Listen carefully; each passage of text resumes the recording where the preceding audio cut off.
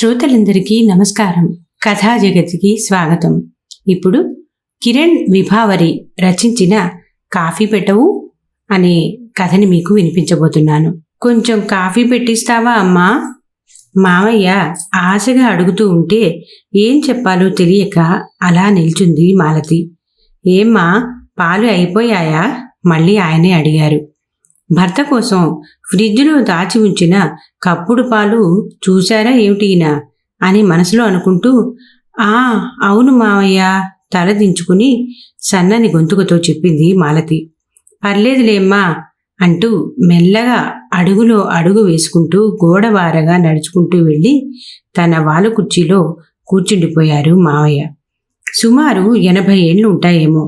వయసులో ఉన్నప్పుడు దర్జాగా తీరైన అవయవ సౌష్ఠవంతో కండపట్టి నిండుగా ఉండేవాడు. కాస్త వయసు మీద పడేసరికి ఎముకల గుడులా సన్నగా అయిపోయాడు.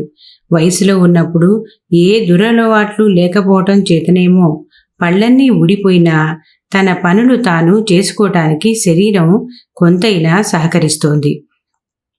అయినా ఎముకలు తప్ప పిసరంత కండ కూడా కనిపించని ఆ దేహం ఒకప్పుడు కొండలా ఉండేదంటే బహుశా ఎవరూ నమ్మకపోవచ్చునేమో. వయసు చేసే గాయంతో కండలన్నీ కరిగిపోయాయి. 60 వసంతాలు కొండంత ప్రేమను పంచిన అతని భార్య పోయిన దగ్గర నుండి మరీ చిక్కి శల్యం అయిపోయాడు. ఉన్న ఒక్కగానొక్క కొడుకు దగ్గర కాలం వెళ్ళదీస్తూ ఉన్నాడు. ఇప్పుడిలా గుక్కెడు కాఫీ చుక్కల కోసం అలమటిస్తూ ఉన్నాడు. అతని భార్య బతికుండి ఉంటే అతని కోసం ఆమె కూడా కప్పుడు పాలు దాచి ఉంచేదేమో. అతడి ఆవేదనని అర్థం చేసుకునేదేమో.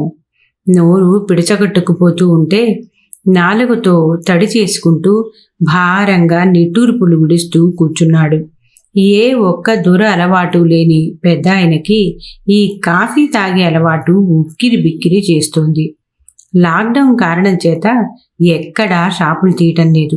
పాలవాడు కూడా రాలేనని చెప్పేశాడు. ఎక్కడో 10 కిలోమీటర్ల అవతల ఉన్న ఓ షాపు నుండి కొన్ని లీటర్ల పాలు సంపాదించి తెచ్చాడు కొడుకు. అవన్నీ అయిపోయాయి అంటోంది కోడలు. ఓ గుక్కెడు కూడా మిగల్లేదా అనుకుంటూ భారంగా చూశాడు. ఇప్పుడు కొడుకింట్లో అతడు ఒక అతిథి మాత్రమే. ప్రశ్నించి శాసించే అధికారం కానీ శక్తి కానీ లేదిప్పుడు. మాటలు పలకడానికే ఓపిక ఉండదు. కోడలు మంచి పిల్ల కాబట్టి తను మాట్లాడే ముక్కల్లాంటి భాషని అర్థం చేసుకుంటూ అన్ని సమయానికి అందిస్తూ ఉంటుంది. ఏదైతే వీళ్లకు భారం కాకుండా హాయిగా వెళ్ళిపోతే చాలు అని రోజు అనుకుంటూ ఉంటాడు. శక్తి మేరకి రెక్కలు ముక్కలు చేసుకుని కొడుకుని ప్రయోజకుణ్ణి చేశాడు. ఒక్కడే నలుసు కావటంతో వాడి మీదే ఆశలన్నీ పెట్టుకుని ప్రేమగా పెంచాడు. వాడికి ఏదైనా చిన్న బాధ కలిగితే తట్టుకోలేకపోయేవాడు. కొడుకు నోరు తెరిచి అడిగితే చాలు అప్పో సప్పో చేసైనా ఏది తెచ్చిపెట్టేవాడు. ఆ రోజులు ఎంత హాయిగా ఉండేవో కదా. గతాన్ని గుర్తు తెచ్చుకుని వెనక్కి వాలి ఆలోచనల్లో పడ్డాడు. జీవిత చరమాంకంలో ఉన్న అతడిప్పుడు చేయగలిగింది అదొక్కటే. గతాన్ని, అది మిగిల్చిన తీపి గురుతులను నెమరు వేస్తూ ఉండటం మాత్రమే అతను చేయగలడిప్పుడు. కొడుకుతో గడిపిన ఆ అమృత క్షణాలే అతడి స్మృతి పథంలో చిక్కగా నిండుకున్నాయి. వాడింకా లేవలేదా అమ్మా? తన కొడుకుని తలుచుకుంటూ మాలతిని ప్రశ్నించాడు. లేదు మామయ్య గారు, అలసిపోయినట్టున్నారు.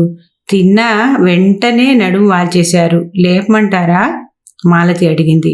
వద్దులే తల్లి, పడుకొని మళ్ళీ ఎన్ని రోజులకు దొరుకుతుందో ఈ నిద్ర తనలో తను గొణుక్కుంటూ మెల్లగా చెప్పాడు. మాలతి విన్నదో లేదో కానీ రాత్రి భోజనాలు సిద్ధం చేయటానికి వంటింట్లోకి వెళ్ళిపోయింది. పాపం ఎంత కష్టపడతాడో నా కొడుకు మనసులో భారంగా అనుకున్నాడు. వయసులో ఉన్నప్పుడు అతడు పడిన కష్టమేదో చిన్నదైనట్టు. ఒక ప్రైవేట్ స్కూల్ టీచర్గా చేసి చాలని జీతంతో నెట్టుకు వచ్చి రాత్రి 11 వరకు ట్యూషన్లు చెప్పి మళ్ళీ పొద్దున్న పెందరాళి బస్ ఎక్కి 20 కిలోమీటర్ల దూరంలో ఉన్న స్కూల్కి 2 బస్సులు మారి రక్తాన్ని చెమటగా ధారపోసి కొడుకుని ఓ గవర్నమెంట్ అధికారిని చేశాడు. ఆ కష్టమంతా మరచి ఇప్పుడు కొడుకు కష్టం చూసి దుఃఖిస్తున్నాడు. ఎంతైనా కన్నప్రేగు కదా, మమకారం వదల్లేకపోతున్నాడు. కుర్చీలో కూర్చొని అసహనంగా కదులుతూ ఆలోచనల్లో పడ్డాడు. ఆలోచనలు ఇప్పుడు తనతో మిగిలి ఉన్నవి ఇవే కదా. వయసు మీద పడటం వల్ల చూపు మందగించింది. పుస్తకాలు చదవలేడు. వాలు కుర్చీలో కూర్చొని పాత పాటలు, అప్పుడప్పుడు వార్తలు వింటూ ఉంటాడు. కాఫీ నోట్లో పడకపోయేసరికి తల లాగేస్తుంది. ఝాస మరల్చడానికి పక్కనే ఉన్న రేడియో అందుకొని తనకిష్టమైన దేవానంద్ పాటలు పెట్టుకుని వింటూ కూర్చున్నాడు. ఇక రాత్రి కూరకు కూరగాయలు తీద్దామని ఫ్రిడ్జ్ డోర్ తీసిన ప్రతిసారి భర్త కోసం దాచి ఉంచిన ఆ కప్పుడు పాలు తనతో ఏదో చెప్తున్నట్టు అనిపించింది మాలతికి. ఈ కరోనా కాలంలో పాలు దొరకటమే కష్టంగా ఉంది. భర్తకు సాయంత్రం పూట కాఫీ లేకపోతే తల తిరుగుతుందని ఎలాగోలో పాలు సంపాదించి కొద్ది కొద్దిగా దాస్తూ నెట్టుకొచ్చింది. ఇప్పుడు ఆ కప్పుడు పాలే మిగిలాయి. అవి మావయ్యకి ఇచ్చేస్తే భర్త ఏం అనడు గాని అతడు పడే అవస్థ తాను చూడగలదా? తలనొప్పితో విలవిల్లాడుతాడు. పక్కింట్లో అడిగి చూసింది. వాళ్లకు పాలు దొరక్క డికాషన్ పెట్టుకుని తాగుతున్నారట. బయట షాపులు లేవు, హోటల్స్ అసలే లేవు. మావయ్య వాలు కుర్చీలో కూర్చొని పాటలు వింటూ ఉన్నారు. పోనీలే, కొంచెం అడ్జస్ట్ అయినట్టున్నారు అని అనుకుంది మాలతి. ఆయనకి కాఫీ ఇచ్చేటప్పుడు ఒకవేళ మావయ్య చూస్తే అని మనసులో ఒక నిమిషం పాటు అనుకున్నా, ఆయన కష్టపడి వచ్చే మనిషి, పాపం కాఫీ కూడా లేకపోతే అలసిపోడు, మామయ్య అర్థం చేసుకుంటారులే అని మళ్ళీ సర్ది చెప్పుకుంది. పోనీ ఆ కప్పుడు పాలలో కప్పుడు నీళ్లు కలిపితే? లేదు లేదు, ఆయనకి చిక్కని కాఫీ ఉండాలి, లేదంటే అస్సలు తాగరు. పాపం మామయ్యకు కూడా తల తిప్పుతూ ఉందేమో, పాలపొడి ఉన్నా బావుణ్ణు. కప్పుడు కాఫీ చెరిసగం చేసి ఇస్తే? ఉన్న కప్పుల్లో చెరిసగం అంటే ఓ చెంచాడు, అదేం సరిపోతుంది ఇద్దరికి? ఆయనకి ఈ విషయం చెప్పి చూస్తే, నాకొద్దు, మొత్తం నాన్నకిచ్చేయమని తను అవస్థలు పడతారు.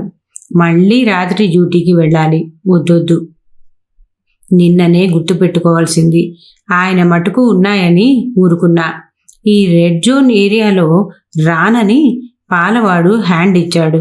రేపు ఆయన్ని పంపి కనీసం ఒక 5 లీటర్లైనా తెచ్చి పెట్టేసుకోవాలి. ఇలా సాగిపోయాయి మాలతి ఆలోచనలు. భర్త మధ్యాహ్నం తిన్నాక కునుకు తీశాడు. ఈ లాక్డౌన్ పుణ్యమా అని కొంత తీరిక దొరికింది ఈయనకి. రోజు ఎంత ఒత్తిడో, ఎంత శ్రమ పడతాడో. నిద్రపోతున్న భర్తను చూస్తూ అనుకుంది మాలతి. వాలుకుర్చీలో కూర్చున్న మామయ్యని చూసింది. ఆయన కునుకు తీస్తూ ఉన్నాడు. వాలుకుర్చీలోనే ప్రశాంతంగా నిద్రపోతూ ఉన్నాడు. ఆయన పెట్టుకున్న పాత హిందీ పాటలు లయబద్ధంగా మందరంగా వినిపిస్తూ ఉన్నాయి. మామయ్య మేలుకునే లోపు ఈయన లేస్తే బావుండు, కాఫీ ఇచ్చేస్తాను అని అనుకుంటూ భర్తను చిన్నగా కదిలించింది. ఇంకా మత్తు దిగని అరమోడ్పు కళ్ళతో ఏమిటి అని ప్రశ్నించాడు భర్త. లేవండి, సంధ్యవేళ కావస్తోంది, ఇంకా పడుకుంటే ఎలా అంటూ మెల్లగా తట్టి లేపింది. అప్పుడే సాయంత్రం అయిపోయిందా అనుకుంటూ నిద్ర లేచాడు భర్త. మొహం కడుక్కుని రండి, కాఫీ పెడతా అంటూ వంటగదిలోకి వెళ్ళిపోయింది మాలతి. చప్పుడు లేకుండా మెల్లగా ఫ్రిడ్జ్ డోర్ తీసి పాలు బయటకు తీసింది. వేడి చేసిన ఆ పాలలో కాఫీ కలుపుతూ ఉంటే కమ్మటి కాఫీ వాసన ముక్కు పుటాలు తాకుతోంది. కూర్గు నుండి తెచ్చుకున్న స్వచ్ఛమైన పరిమళభరితమైన కాఫీ గింజలతో చేసిన కాఫీ అది. దాని సువాసనకే సగం అలసట పోతుంది, ఉత్తేజితం చేస్తుంది. గదంతా కాఫీ సువాసనలు నిండుకుంటూ ఉంటే మాలతి కాఫీ ఫిల్టర్ చేసి ఒక గ్లాసు నుండి మరో గ్లాసులో పోస్తూ నురగలు తెప్పిస్తూ భర్త కోసం చిక్కటి కాఫీ కలుపుతోంది. మాలతి, మాలతి! భర్త పెద్ద పెద్ద అరుగులు విని coffee cup kitchen counter top మీద పెట్టి గబగబా అడుగులు వేస్తూ వెళ్ళింది. ఏంటండి, టవల్ అక్కడే పెట్టాగా అంటూ వెళ్ళిన మాలతి అక్కడి దృశ్యం చూసి కొయ్యబారి నిల్చుండిపోయింది. ఒళ్ళో రేడియో పెట్టుకుని చేతులు నేలని తాకుతూ కుర్చీలో నుంచి పక్కకు వాలిపోయి నిర్జీవంగా పడి ఉన్న మావయ్యని చూసి బిక్క చచ్చిపోయింది. భయం భయంగా ఆయన శరీరాన్ని పట్టుకొని తిన్నగా కూర్చోబెట్టబోయింది. జీవుడు వదిలిన ఆ దేహం కళావిహీనంగా శీతలంగా మారిపోయినా ఆ ముఖంలో మాత్రం ఏదో తెలియని ప్రశాంతత కొట్టొచ్చినట్టు కనిపిస్తుంది. తన బాగోగులు చూసే మనిషిని తనకన్నా ముందే వెళ్ళిన తన నెచ్చెలి చెంతకు చేరుకున్నాడనేమో. మూసి ఉన్న ఆ కళ్ళు నిద్రపోయినట్లు ఉన్నాయి.